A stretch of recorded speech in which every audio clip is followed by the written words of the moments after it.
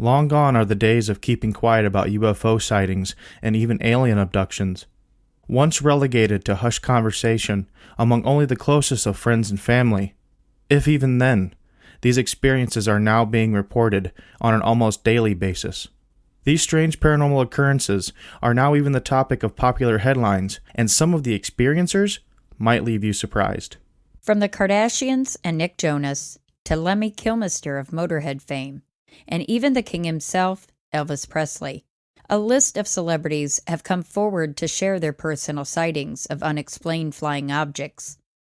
One famous actress in particular has even admitted to having a chip implanted in her body by alien beings. So who are these famous extraterrestrial experiencers? And what are the stories behind their personal sightings? In today's show, we'll take a look at these true tales and uncover the who's who concerning famous sightings. I'm Alex. And I'm Christy. And thank you for joining us on this installment of the Supernatural Tendencies podcast. Episode 7, Celebrity UFO Sightings.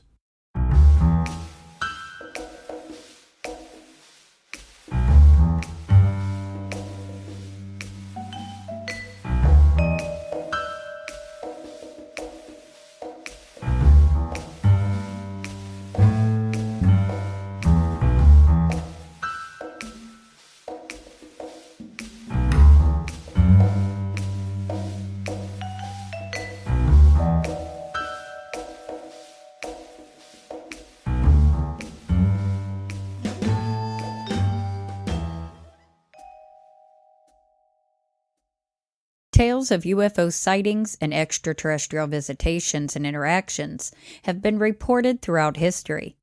From ancient civilizations recording contact from outer-worldly illuminated beings, to written accounts from explorer Christopher Columbus, our Earth's history is chock full of mysterious, unexplainable experiences.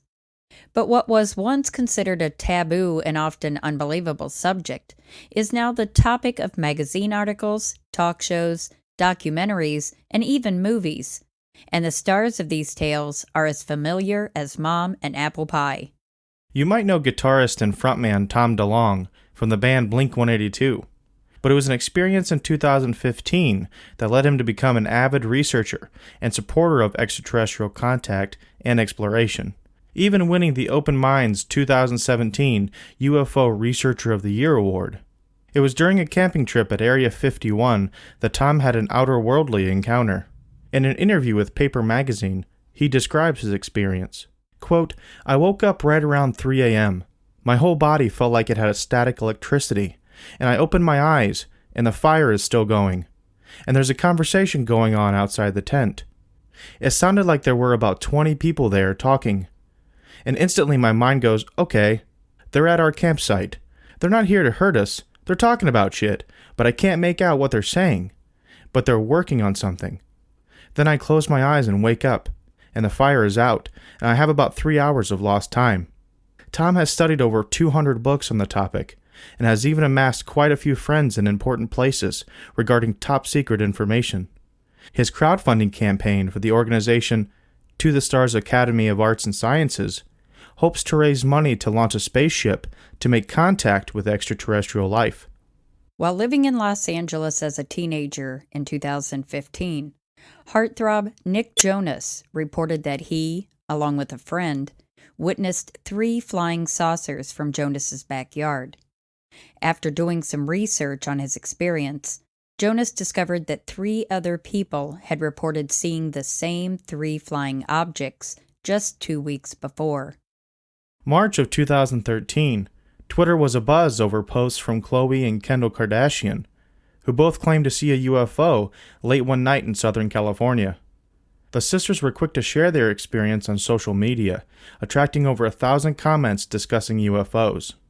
You won't convince rapper Lupe Fiasco that his experience was just a dream. He carries a scar on his left ankle that proves it was real.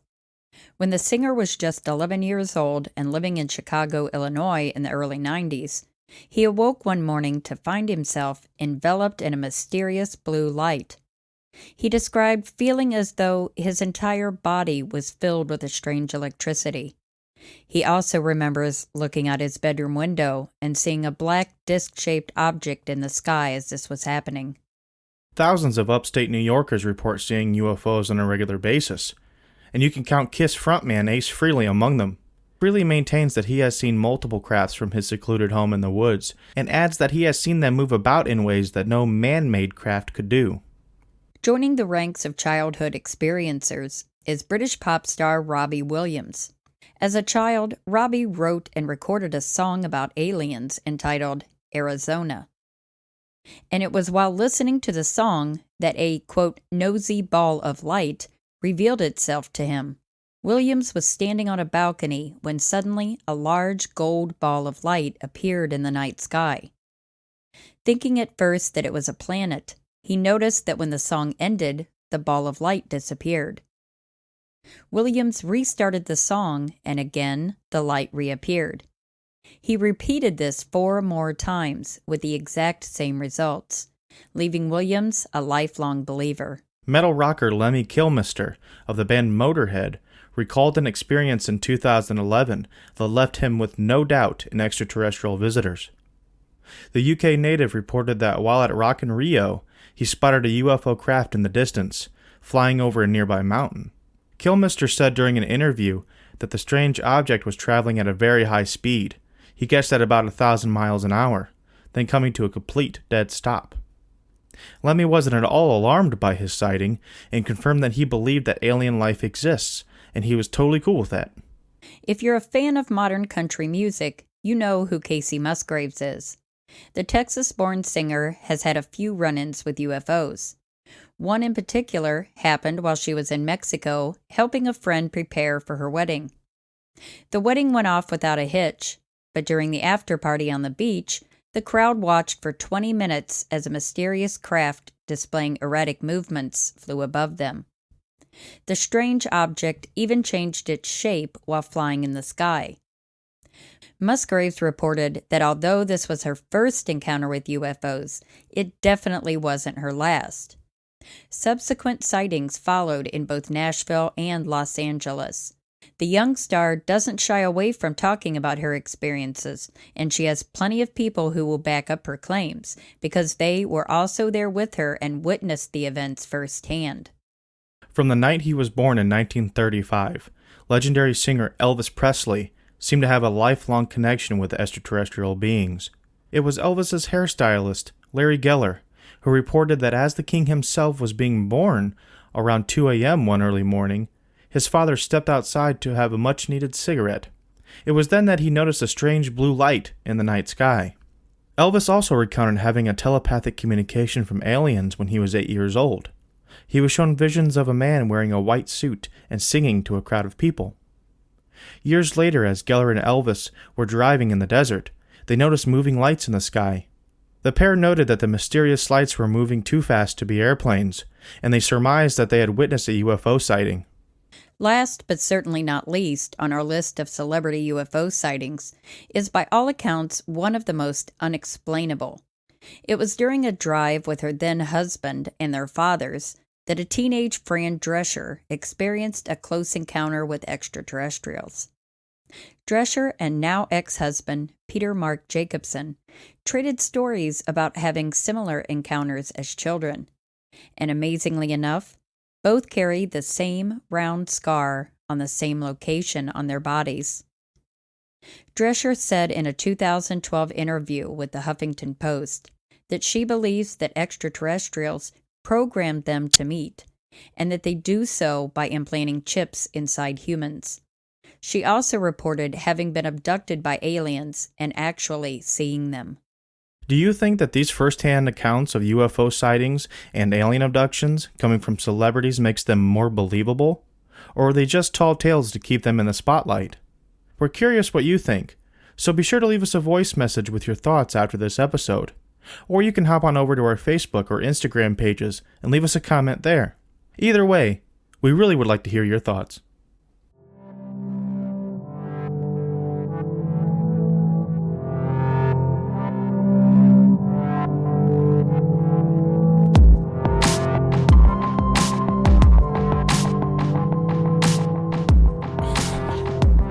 What? The chairs. We need new chairs. I'm just going to punch you in the face. In this studio. Well, I appreciate your constructive thoughts on the new chair's opinion.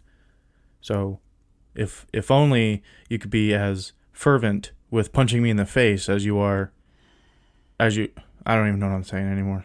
I won't do it because we're recording this on a Sunday. And you shouldn't do things like that on a Sunday.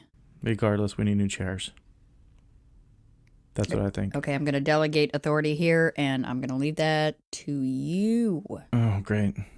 All right, well, I'll get the new chairs. It'll be less squeakiness in our recordings. All right. Okay, as for today, we have the UFO celebrity sightings, which was your idea to bring up for this because you felt like there was kind of a lot to talk about with it, so we wanted to dedicate at least one show. But upon researching it, I mean, we got tons of celebrity UFO sightings. Like, when I initially dove into this, I mean, I knew of a few stars, but honestly, a lot of these, I was kind of shocked about. Like, I did not know about Lemmy Kilmister. Mm-hmm. I didn't know about Elvis. I was really shocked with I don't want to say I was really shocked about the whole Elvis thing, because kind of not. Because don't you kind of get that vibe, like, I don't know, like Elvis had some kind of connection to outer worldly beings? That's funny enough that you bring that up, because apparently a lot of people think that. Do they? I didn't know if I was alone thinking that, or... No, because I shouldn't say a few of the articles that I had read actually said apparently that's kind of a thing. Huh. Yeah. And then, what was his hairstylist's name? Larry Geller. Larry Geller apparently had introduced him to the whole Eastern philosophy thing, which he kind of just jumped into both feet. Oh, I didn't know that either. Yeah. His interest in religion and then like the Eastern philosophy. There's even a certain sect, I'm not sure if it was a philosophical sect or a religious sect, that Elvis was affiliated with. I can't remember what it was, but I think it was like out in Washington. Huh. Something like that. He was into that. And then, of course, we covered in the narrative before this discussion on the blue lights that his father Vernon had seen on the night of his birth, and then the encounter with Geller himself while they were driving in the desert. Yeah. And then he had a couple other little incidents as well, I believe. Well, there was something else too. There were actually two different accounts that I found. One was, of course, that the blue light on the night that he was being born, but another report said that there was an actual UFO, that they spotted an actual UFO hovering above their house. So I don't know which. And who saw that? Did you see? His dad. Oh, Elvis's dad, Vernon. I think Vernon Presley. Yeah. Did he say it himself, or was it like a story after the fact? It was a story after the fact. I couldn't find anything like verbatim. This is what Vernon said. It was just been him. Like family folklore kind of passed down. Well, it was, secondhand. It was Vernon Presley telling Larry Geller this. Mm-hmm. So, and of course, the movie Men in Black with Tommy Lee Jones when they're driving. Oh yeah, the Elvis song. Yeah, Promised Land. Yeah, did he say Elvis was an alien? Oh yeah. Or did he say no? He was an alien, but Elvis just went home. Elvis is dead. That's Elvis what it was. Elvis is not dead. Elvis just went home. That's it right there. Elvis just went home. I just love Tommy Lee Jones. Like, I love the Men in Black. Have you seen the new Men in Black? I did. Yep. I have not seen it. Yep. It was what I'll say is, and I'm a supporter of all those, because I remember when did the first one come out? Like 1998, something like that. I think around in there, yeah. I remember going to see that in theaters, and I loved it, and I loved every subsequent one. This one I liked. I didn't love it, but I liked it. I think it was, if you're a fan of all the rest of them, I think you should see it. You may not love it, but I think you'll like it. No, it doesn't have Will Smith or Tommy Lee Jones in it, does it? No, it's got Chris Hemsworth, and then the girl, and I can never remember her name. I'm sorry, girl. I'm sorry, girl. they played in Thor together. Oh, I haven't seen. I don't Thor watch Ragnarok, kind of... I believe, when he goes to the other planet. She plays I don't know if you want to call it like a junker or whatever, but I can't remember her character name either. But they played together in that, so they had a pretty decent chemistry in the new Men in Black, which, like I said, I mean, I didn't love it, but I liked it. It was worth a watch. I'll have to watch it. I haven't seen it yet. It was pretty good. Yeah. Moving on from there, what else we got? Let's start from the top of the list. How about we do that? Okay. So the first one we had on the list... It's Tom DeLonge from the band Blink-182. I loved Blink-182. Yeah, I guess... You like Blink-182? I did. I've never heard you listen to Blink-182. Wow. Name a song. Wow. All the small things. Oh, you chose the one that was like everywhere. Well, that's the one I like. In like what, 2000? Okay, whatever.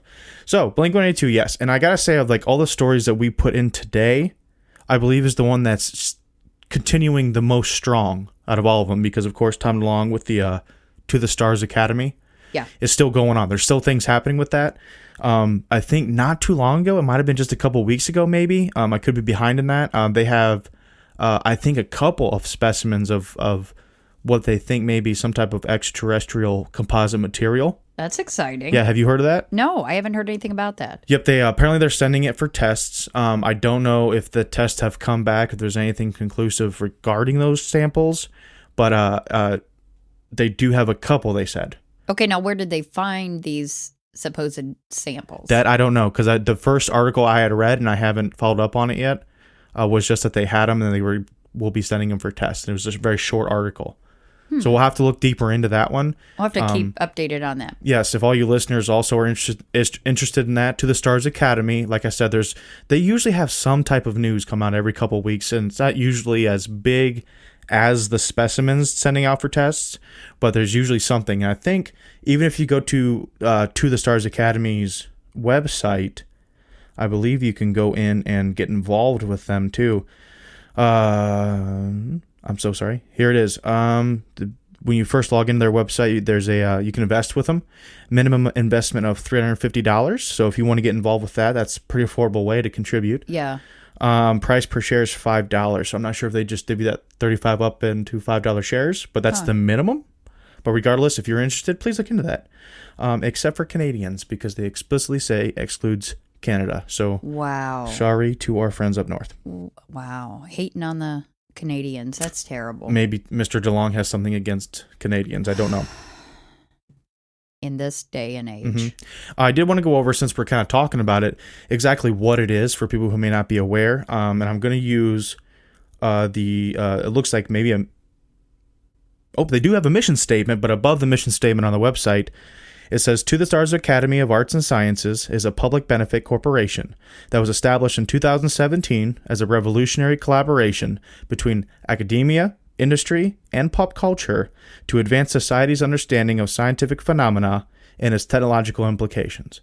So it's essentially getting all experts around into a collective, as well as just people from different industries. I don't know what that means. I don't either. I was hoping you knew because I don't understand. What's the industry of UFOs? I don't know. Ufology. Sure. Yeah, but what's the industry? Industry. I don't know. Regardless, they're there. The industry's there, as well as pop culture. No one knows what it is, but it's there nonetheless. What the hell is industry?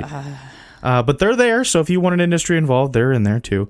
But regardless, like we said before, there's something like every couple weeks it comes out from them, whether or not it's some type of news like these specimens or something that they are putting money into it. I think, don't quote me, but who was the gentleman from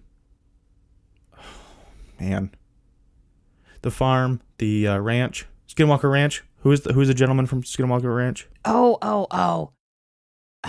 I can't think. Yeah. Oh my gosh. Well, I'll think of it. You'll think of it. I'll think of it. Oh, Robert Bigelow. Robert Bigelow. I think I had heard vaguely that Robert Bigelow was involved with To the Stars Academy in some way. So I'm sure, yeah. Yep. And so if you go on their website, it's a very nice website. We'll post a link to that on our Facebook page.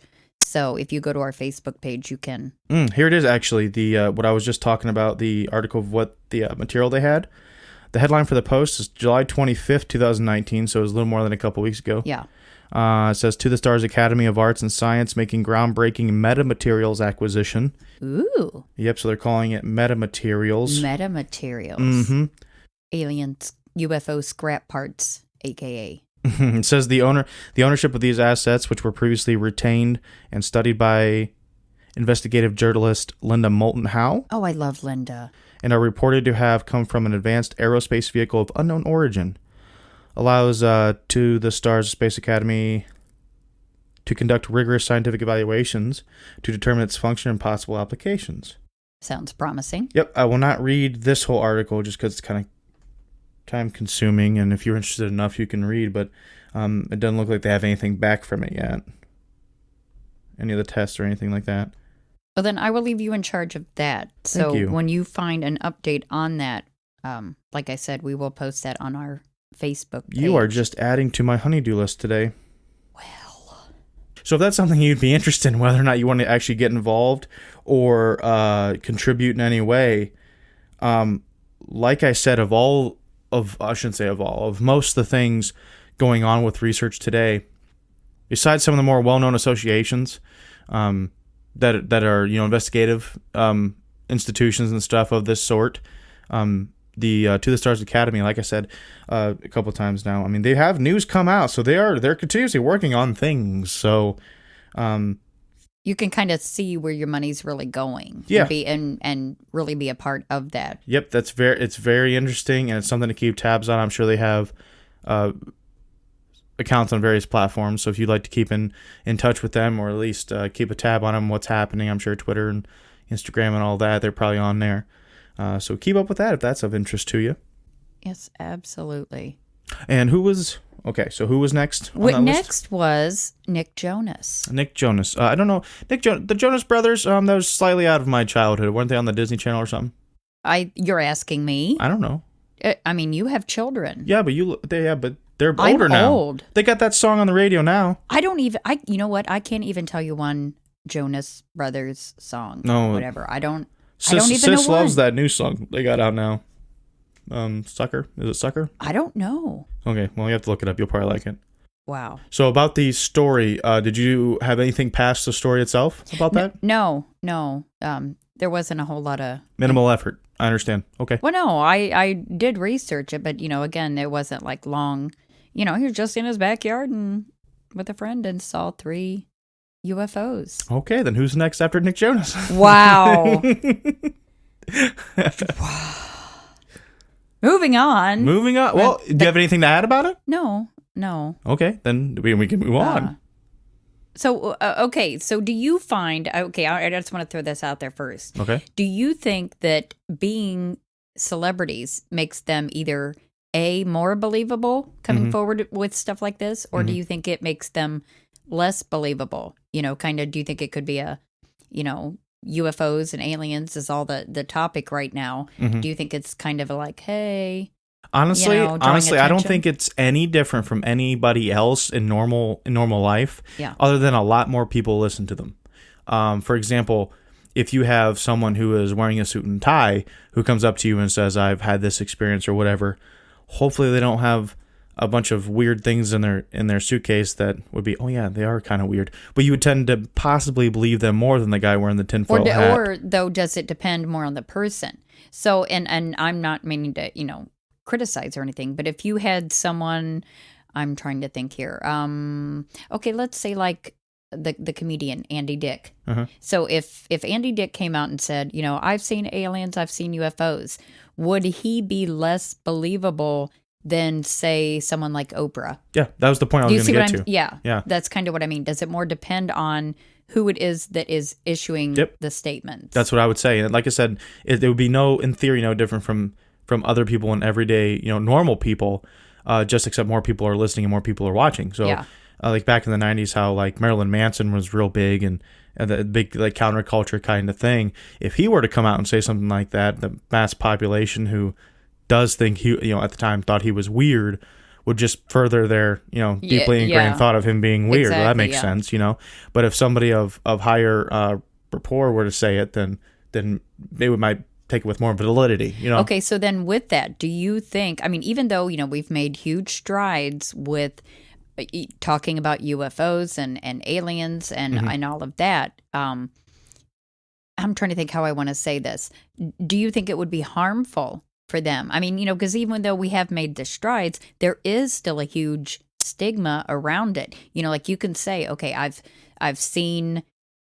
thought I saw something, but I'm not really for sure. That's one thing. Yeah. But then when you have, I'm kind of skipping ahead here, but when you have cases like Fran Drescher, where she's saying, okay, now I've seen aliens. Yeah. And I carry a scar on my body because of what I think is an implanted chip. So I don't know. What do you think about, with something like that, and this is just kind of how I see it. It goes in trends. Okay, first off, the trend of having, I shouldn't even say trend, that was the wrong word, I'm sorry. The way you come out of a situation, the way you handle it, to me is like 80% of how people are going to receive it. Okay, so if you come out and say, yeah, I saw something, I'm not quite sure what it was or whatever, and then if someone were to ask deeper into that question, that same person, and they were to specify, yep, it was definitely round, it definitely had lights on it, it could be considered what one would think a typical saucer may look like. Yeah, that's what I thought I saw. Maybe a little more offhandedly. Not necessarily offhandedly, but under the impression that, yeah, this is what I thought I saw. Could it have been something else?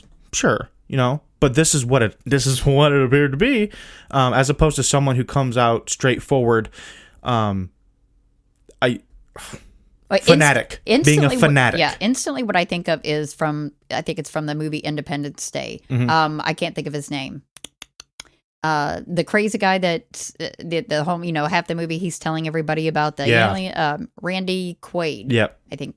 Isn't it Randy Quaid? Randy Quaid, yep. Yeah. He goes up in the plane at the end? Yeah. Yep. So, the whole time he's telling everybody, oh, I've seen them, they're out there, blah, blah, blah. So that's kind of what I picture as being two different ways of coming forward with your story. Yep, exactly. I mean, and I think that goes across the board. I mean, if you flip-flop those roles with like the whole, if someone's weird, if perceived as being weird before this, people would probably just say, oh yeah, well that makes sense because they're already weird anyway. Of course they would think something like this. Yeah. Even if they told a more offhanded, sensible story, it may exacerbate that, well, they're weird already kind of thing, as opposed to still now putting them on the same plane, someone who does seem believable, but pulling a Randy Quaid from Independence Day. Yeah. Now they're almost on the same plane. So I think it's not necessarily who's saying it, but it's how it's approached. It'd be almost like, say you are at an event for some reason, then the event is held for something that's contrary to your own opinion.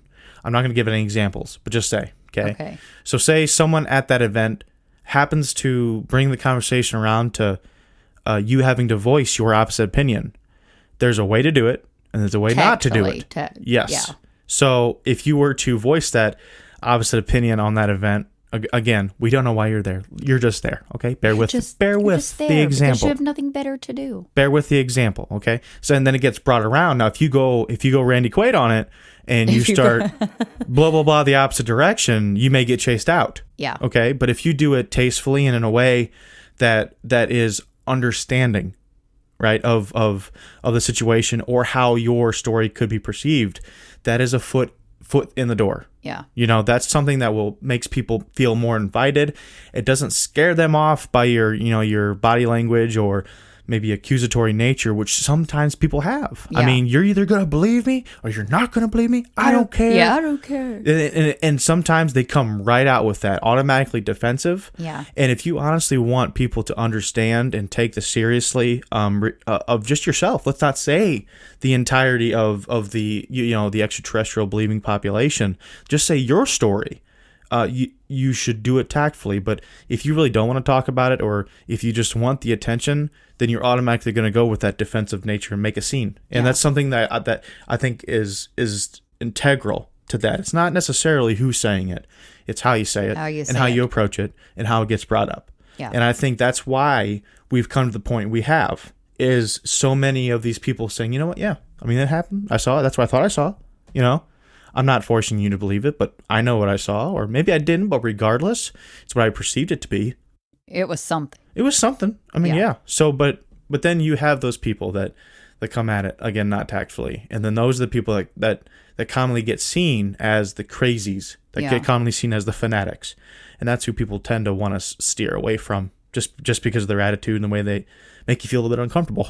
What do you think about the Kardashian sisters, Khloe and Kendall, that claim to? I've never heard that story, so I don't know. Is this another Nick Jonas where you don't know much beyond it? No, it really didn't say a whole lot. They were apparently it was around like 10 till midnight. Okay. And they were, I believe it happened in March. Yeah, March. And they were outside on the balcony. Yeah. and looking up at the sky, talking, whatever. And both of them saw what they thought was a UFO. Yeah. So, of course, immediately they get on their phones. Mm-hmm. Why? Because they are the Kardashians. Well, they're part of modern society. Well, true, yeah. And so they get on Twitter and post that, we think we just saw a UFO. Yeah. And I think it was Chloe that posted it first. It might have been. I don't know the difference between them all. I don't know. Yeah. Yeah. So she just made a post. Yeah, we think we've seen. Like on Twitter or something? Yeah, it was on Twitter. Okay. A tweet, Yeah. I guess, to be correct. Why do you say it like that? A tweet. That's what you call it when you I know, make but a post on Twitter. You emphasize it. Is it because you don't use Twitter? You're like, it's a tweet, like as if you had to inform everybody else. You do? I'm very active on Twitter. Oh, I've never followed you. Well, I was going to say, I guess we can tell. It's called a tweet to your older It generations. is a tweet. Okay. Regardless, so she tweeted it. Yeah, and then Twitter just like lit up. Yeah. So, yeah, and there was like, like we talked about in the earlier part, Mm-hmm. that 1,000+ comments. Yeah. Discussing UFOs. Yeah. So and that's good. I think that's good for the dialogue. Yeah, I was just gonna say, whether or not we believe the Kardashians, which it doesn't matter if we believe them. If they think that's what they saw, that's awesome. But I think it was really cool that their tweet encouraged a discussion about it. I'll bring that back around to what we were just talking about the way you approach it, regardless of how I personally feel about the Kardashians, which I try not to because I don't personally know them. I mean, I don't hang out with them on the weekend. I don't watch a lot of TV, so I don't know anything really about them besides what other people say about them. Regardless of that, like if that's what the tweet consisted of, and I didn't read it, but if it was something like, I think we saw something. I mean, I got to agree that was a good way to do it. I mean, it wasn't, like I said, very combative, if that was the way it was worded, and that's what I got to agree with, so good for them. Yeah, it said, if I remember right, and this isn't exact words, but it was, we think we just saw a UFO. Mm-hmm. And then there was a second tweet that, we're really flipping out about this, you guys. We are positive that we just saw a UFO. Yeah. I think it was just the two tweets, but, yeah. Still, I mean. And being Southern California. There's a lot of things that happen around there. Yeah. So I wouldn't, and again, I don't know of course, I don't know the Kardashians either. I don't really have an opinion of them one way or the other. Yeah. But I wouldn't rule it out regardless. Yeah. Especially like I said, being Southern California, you have all kinds of. I wouldn't rule it out either. Yeah. So, okay, moving on to Lupe. Did I say that right? Lupe. Yeah, you finally said it correctly. Fiasco. I kept saying Loopy. I don't know what Lupe. It's because your incredible amount of Caucasianness just got the better of you. Now we're going to attack me. Well, learn to pronounce the name. Okay. So with his story, and, reading up on his story, yeah, he is absolutely convinced. Like, there is no doubt in his mind because of him carrying that scar, and he remembers it so vividly. And that was in Chicago, correct? And that was in Chicago in the early 90s. Interesting. Yeah. That he awoke to, again, having that, I don't remember who else it was, Tom DeLonge. Yeah. That said his body was filled with that strange electricity. That's right, yeah. So something going on there. And of course, when you have multiple instances of a description, like a factor in a description that matches, I think one can argue either way. Either that this is kind of further proof of a consistency among things that happen in these instances, or going in the more opposite direction, they had heard that before from somebody and then just kind of added the same thing to it. Yeah. But that's just me being over analytical. I mean, but that's true. I've heard that a lot with the staticky things, staticky feeling in there. And that is. And then again with the blue light, the same. Oh yeah. That Vernon Presley had seen. Yeah. And then with that's kind of almost with Fran Drescher, right? Yeah. With the aftermath of it. Yeah, yeah. And you know what, though, I was just thinking, sorry, Okay. With this mysterious blue light, that's an, described oftentimes with UFO sightings, alien abductions, and, I'm going to have to bring this up, but it's also seen a lot in the Bigfoot sightings. Mm. So I don't know if that's any way connected there. That's a topic for another show. But this, nonetheless, this mysterious blue light keeps popping up. Yeah. These accounts of witnessing this mysterious blue light. What's the hotel chain that has the radio commercials? We'll leave the light on. Yeah, we'll leave the light on for you. This is Tom at... Remember the commercials? Tom. This is Tom Bodette. Tom Bodette. That's what it is. Tom Bodette. We'll leave the light on for you. We'll leave the light. I can't remember. Red Roof Inn? No. Motel 6? Motel 6, yeah. Is that what it is? Yeah, we'll leave the light on. Thanks, Tom. All right, then going further past Lupe Fiasco, we had Fran Drescher, of course, that kind of segued a little bit already, but she had something with her husband? Yes. Or now, is it ex-husband now? Ex-husband now, yeah. They had similar experiences both as children? As children. And then they came together? And then they came together. Okay. And then they had an experience where they were actually driving in the same car with both of their fathers. So the four of them collectively had an experience where they saw a UFO. Yeah. So, this got her and her husband, well, future husband, whatever. Mm-hmm. I don't know if they were married at the time or not. They might have been. I know they were both teenagers. So this really got them talking. And that's when they discovered, hey, we both had experiences since childhood. We both have this weird mark on us for no reason in the same place. I mean, how are you going to discount something like that? Yeah. And Fran, seriously believes that extraterrestrials, that those marks are implanted chips and that they were, predestined to meet and share all this information. So, I don't know about that. I think some people, discount that. I think some people are a little more, fervent in their beliefs. No. Have the ability to believe things quicker. More open-minded. No. Concerning. That's not the word I'm looking for. Well, I don't know that. They are ripe fields for harvest. You know what I'm talking about? The word I'm talking about. You have no idea. No. So basically you think it's just something about this person attracts extraterrestrials to... No. I think what I was getting at, and this is from the analytical side, trying to be as logical as possible, is that some people take a little less convincing to believe in something than other people. And with Fran Drescher thinking the whole, kind of like a predestination thing with however the factors may have occurred, whether it be supernatural, as in like spiritual, or supernatural as in only extraterrestrials having some type of, experiment going on where they did it to two individuals and the two individuals were supposed to have met because of some part of the experiment they were conducting, that her mind was already... predispositioned thank you. To believe this. Yep, she was already predisposed to kind of believe it a little bit, as opposed to it being somebody else who needs more convincing. Yes. Okay, now I can kind of understand that. Yeah. But let's look at this in analytical terms here, statistics. Mm-hmm. Okay, so obviously they lived in the same town. They did? Well, I'm thinking when they, because they were teenagers when they met. So okay. So they lived in the same town. Okay. So you have two people who both share the same mark on the same location on their body, right? Now, I think you would both remember having childhood experiences, right? So I think statistically, you would have a hard time matching that up with another person if you took into account all the people in the world, let alone the same two people living in the same town. No, that's true. Do you see what I mean? Yeah. So I think that's, just...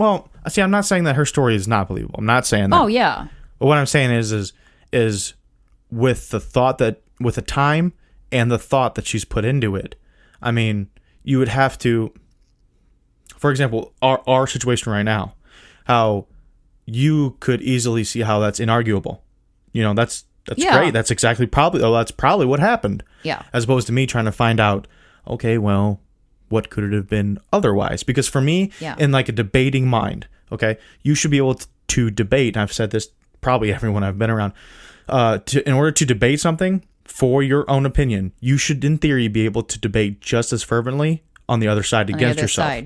Because then you know exactly what the other side's going to say, and you know exactly what you need to research to account for it, and how to defend that argument. Yeah. That's just debate 101. So I have no idea where I was going with that, but regardless, that's the idea. I'm not saying that her story is unbelievable, and I think her husband didn't happen. Ex-husband, also backed up. Mm-hmm. I don't know corroborated There you go. Yeah. her Yeah. story. Yeah. No, that's true. And like I said, I'm just trying to come up with other possibilities of what it could be. But regardless, it is an interesting story. Yeah. It is. And that is one of those things that keeps getting chalked up. I know entirely too much to you had to have been there or something like you had to have had your own experiences of your own kind in order to be sympathetic for someone else's story. Yeah. So we also have one of the more famous ones that I know of, and I would like to get some links posted on their actual radio show that this happened, but Ace Frehley. I believe even in itself, wasn't he the Star Child? Yes. He Was he? That whole wasn't he dressed up like an alien or something, that alien like costume for a show or something, and people just thought that it was like part of the show. But that was something that I had read also. But he was like, no, it's not just, quote, part of the show. It was because of his experiences that he did that. I'm sorry. Spaceman. So I thought that was really cool. Can I say right off the bat that I'm not a huge Kiss fan? I appreciate Kiss. Before I start hearing the noises later on when we release this podcast of everybody yelling at me for saying this about Kiss. I don't hate Kiss. I'm not a huge fan of them. They're okay. They're all right. I'll listen to them. I'm just not a big Kiss head. So I apologize for the star. Was Paul Stanley a Star Child because he had the star? Or I just made that up? No, it was Ace Frehley who did it. Okay, he's the spaceman or space ace. Yeah. Got it. Yep. And so Ace Frehley actually had an experience where he said that a UFO landed in his backyard, and then he was actually abducted, and he remembers everything about it for the most part. Oh, see, I didn't find that story. Yeah, and he actually went on a radio interview, and I believe you can look that up. So if I can find it, I'll go ahead and post that, where he went on and told the whole experience. And maybe this, because it's been so long since I've actually heard it myself, like it might have been a short time after it happened that he called a random radio station or something like that. Really? Maybe I'm just making that part of the story up. Regardless, he did call a radio station and then, kind of explain what happened with his experience. So there is a book that you can look up that has this story and then a couple other stories in it. I think it's called Space Rock. We'll have to look that up and... Hold on, I'm looking it up here. So sorry. There it is. I had the tabs. I was prepared. Don't give me that look. I had the tabs prepared, but now I have too many tabs. So I found it. If you want to go out and look up the book, it's called Alien Rock, The Rock and Roll Extraterrestrial Connection by Michael Luckman. Has a little bit about Ace Frehley's spaceship in there. It's kind of it's kind of a short excerpt, but there's a bunch of other people in there too. So if you want to go out and get it. It looks like a decent book. I have a little PDF here of it. But it's his is a very interesting story. Although that's kind of case in point of how you bring things up. Because Ace Frehley is kind of regarded as one of those boop, boop, kind of people. Like he is on board with it, and he will be the first to tell you and stuff like that. So again, it's the way you convey the story, first off. But second, it's Ace freaking Frehley. So would you expect anything different? I mean, his persona for Kiss was kind of revolving around the whole extraterrestrial outer space thing, so it makes sense. Yeah. So, again, I just fell into those group of people that I told you about earlier. Regardless, look up that one. It's a much longer story than we have in here. There's more like little tidbits to it and everything, and he has been vocal about it over the years. So, go ahead and look that one up. Very interesting. Okay, and next, we are going to talk about British pop star Robbie Williams. I have no idea who that is. Now, see, I know I've heard like the name before, and I know that he's like really big in the UK, but I couldn't tell you one song that he sings. I'm so sorry, Mr. Williams. I'm so sorry. So sorry. I feel like I should know this. Anyway, but I thought that was a really unique story, though. He writes and records this song, entitled Arizona, although I'm not sure what does that really have anything to do, the song Arizona. Okay, did he write the song Arizona? Yeah, he wrote it and I didn't realize it was a YouTube video. You're fired. Oh. Okay, so did he write the song Arizona? Yeah, okay. He wrote it and recorded it. And it's about aliens. Oh, But he called it Arizona. That's the name of the song, Arizona. well, first off, Arizona's like a hotbed. Or was he in yeah, I Arizona didn't when think he's about seen that. it? But no, okay, because we said in the story that he was listening to the song and He then was he's seen listening him. to the song, and when he was listening to the song, that a, quote, nosy ball of light revealed itself to him. And at first it said that he thought it was a planet, that it was Venus or Jupiter or whatever. And then when the song ended, the ball of light was gone. So he's like, what? So he goes over and he starts the song again, and the ball of light comes back. And then when it ends, disappears again. And he did this 4 times. And so, yeah, it just totally convinced him. So do you have any idea, any explanation as to what I had like read an actual craft? Was it an apparition? just a gold, bright ball of light in the sky, in the night sky. But I had read some other accounts, but it wouldn't tell like anything, any details about it. But it had said that he has been a lifelong believer. So, if you're a lifelong, I don't know, that kind of makes me wonder, has he had other, experiences and he's just not saying anything or giving details on them? Interesting. So, I don't know. Just looking up a little bit further in it, Robbie says he's actually had several visitations ever since he was a young boy, but none from a distance like many others on this list. Yeah, see, that's kind of what I thought. I was like, wait a minute. Interesting. I just had that feeling like, he's a lifelonger. Yep, definitely was. So we move on to Lemmy from Motorhead. If you say you don't like Lemmy, I'm going to slug you right in the gut. No, I do like Lemmy. You know what? I haven't delved into Motorhead as much as I should, but I definitely do like Motorhead a lot. But I did not know that Lemmy actually had a UFO experience. I didn't either. And when you had given me these show notes, I kind of looked into it. And that in itself is kind of a short story, but it's one of the opposite of Randy Quaid Independence Day situations where he said he saw it, and afterwards he was like, finally saw one. Yeah, cool. Nice, yeah. Nice. So he wasn't. He wasn't. His description of it wasn't even really long. It was just like he saw it, and it was going really, really, really, really fast. Dead stop, and then that was it. He goes, then it was gone. So he said he didn't have a problem with it. I think this quote right here actually says that. They said, "Quote came over the horizon at 1,000 miles an hour and stopped dead. I know they're out there. I don't have a problem with it." So that's the epitome of cool right there. Yep, and even with the persona of a rock star, I mean, Lemmy had, unfortunately had since passed away.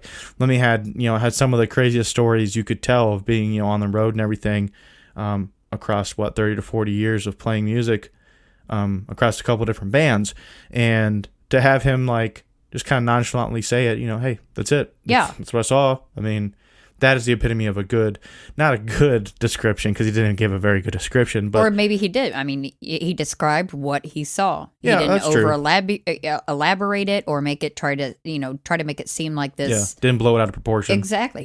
He told what he saw. Yeah, and that's one of the more respectable ways of dealing with it. I mean, to talk about it, if you want to go deeper into it, go deeper into it, but you don't have to blow it out of proportion. You don't have to get combative about it. So thank you, Lemmy. Like you can almost see him all chill with a beer in his hand, be like, "Yeah, saw it. I'm cool with it." Is that how you view Lemmy? Well, that's how I view it. I mean, like decked out in his leather and his black hat. That's how I see it happening. Okay. That's how I see it going down. Okay. Do we have anything else on the list you want to talk about? Well, we have Casey Musgraves. We didn't talk about that one. Okay. Which I don't know who she is. I mean, I'm not a big modern country fan. But I do love the story. So, she was in Mexico helping her friend get ready for a wedding. Yeah. And then, I mean, for 20 minutes, this whole crowd of wedding goers is out there watching this strange craft zip, zip, zip around. Yeah. So, I mean, again, and this, like she says, it was her first experience. But the same thing happened in Nashville and Los Angeles. She had the same experience again. So, okay, you can say, okay, well, maybe this person was wrong about what they seen or whatever. But when you have a crowd of people and they're all standing around witnessing this, and for such 20 minutes, that's crazy. Yeah. She's actually pretty open about it too. After looking at it, she tweeted some stuff too. Sorry, I just hit my chair on the table. She tweeted one 2012. Oh, 2012. And y'all ever seen a UFO? I have twice, is what she said. So then maybe the third time happened after the tweet, after she had posted that tweet. Possibly. I don't know. Yeah. So I think it's cool that she's, not afraid to come forward and Well, I think and it helps say. too when you have a few more people with you. Yeah. During the incident. I mean, that's just natural human instinct to feel more comfortable with something. If more people can corroborate the story. So yeah. If she were by herself, then she may not be as vocal. She could. I'm not saying that, but a lot more people when they're by themselves. I mean, I was just tired. I was probably just seeing things. But if you have 20 people, if you have 20 people seeing the same thing, and for so long, like I said, 20 minutes. Yeah, that's a long one. But okay, but I just want to throw this out there though. So say we were at a function or whatever, and there are a group of us, say 10 people, a group of 10 people, right? Okay. And especially being at a wedding. You guys are going to have your cell phones on you, right? Because you're going to be taking pictures and everything. Yeah. Why is there no video of what they saw? It was there for 20 minutes. Oh, Y'all had cell phones, I'm sure of it. Do you see where I'm going, though? How did nobody get a damn video of this UFO? Like, I don't know. How far did you look into this? Did it just occurred to me. I'm like, wait a minute. You got a group of people. UFO is up there, zipping around. I like saying zipping around. Like George Jetson. Yeah. For 20 minutes. I mean, even if you didn't have your phone on you and you had to run back to the car real quick, you had 20 minutes. I find it hard to believe that nobody had a phone. Yep, Why is this not on YouTube? I don't know. Why don't you ask Miss Musgraves? That's going to be a tweet. Okay, I can agree to that. I'm going to find that tweet from 2012 and be like, who has the video? Yep, I can agree to that. So, if you get the gumption up to actually contact them. I probably won't. At least you're honest about it. Yep. But I do still want to know, why is there not a video? Yeah, that's a good question. I mean, I don't know. But I think that wraps up the list, right, for this one? I believe so. Am I missing one? I don't know. All right, to wrap it up, do you have any final thoughts with this? I mean, obviously, like we said at the beginning, there probably going to be more than one part to this one. We're not going to do them in a row or anything. But, no. But did find a bunch of different. There's whole books devoted to different celebrities and their UFO experiences. I think we have most definitely enough to do at least one more episode of 10 celebrity UFO sightings. So expect that in the future. Yep, and we are. This is kind of the bread and butter with a lot of our research. We love extraterrestrial things, so we really want to know your opinion on this one. So any of the platforms that we're on, whether it be CastBox, Apple Podcasts, you can go straight to our website or the Facebook group page. You can leave us a voicemail, I believe, right? Where was that at again? You can do that? Yes, after every one of our episodes. If you have comments or questions, or if you just even want to tell us a short experience that you've had, you can leave a voice message for us. Where's that at? After that. Just on Anchor? Like if you go through Anchor? I don't know if it's just on Anchor. Because I don't think you could do that on CastBox. It must just be on Anchor then. Okay, so maybe it is. If you're listening to this on a platform like CastBox or Apple Podcasts, if you head over to our Anchor page, which is where our RSS feed is, I believe there's a voicemail option. Yes, or you can go to our YouTube, because we do post these on YouTube. Yep, YouTube as well. So if you would like to leave a comment or, again, an experience that you had, or anything really, just you can leave that right in the comment section on our YouTube. We are very active on our Facebook page, Supernatural Tendencies Podcast. Yep. So be sure to like and follow us on there. And leave us a post on there. We'd love to hear from you. Mm-hmm. And despite how I voiced myself today, if you want to be combative in your voicemail or your conveyance of your experience. Please do so. If you want to be a little bit mousy too, do whatever. Just let us know. We like to hear stories. So if you have a story, don't think that no one's going to believe you. Please bring it to us. Absolutely. Yes, if you have videos, pictures, anything. Yeah, and you can send those to us for sure. Yep, we will not talk about it, any names or post anything. No, never. Pictures or photos without first having permission, so don't worry about that. Absolutely. So if you would like to open up that dialogue on any of those platforms, let us know. That's why. That's kind of why we started this whole thing. So get involved. Just join in the discussion. Yep, I believe that wraps it up for today. We'd like to say thank you one more time for hopping on board with us this week. If you have any comments, questions, critiques, or suggestions for new topics, please send us an email at supernaturaltendentiespodcast@gmail.com. We also encourage you to go over to our Facebook page at Supernatural Tendencies Podcast, and go ahead and just smash that like button if you would. We are also available on Instagram if that's more to your liking. Please pass us around to your friends as well, where they can find us on Podbean, Google Play, Apple Podcasts, and most other major podcast platforms. And remember, if you're having any type of paranormal activity or extraterrestrial contact, I offer private coaching online via Skype or Facebook Messenger to assist you with those issues. Feel free to visit me at ChristyJohnsonSadler.com for contact information. Till next time, this has been Alex. And Christy. See you later.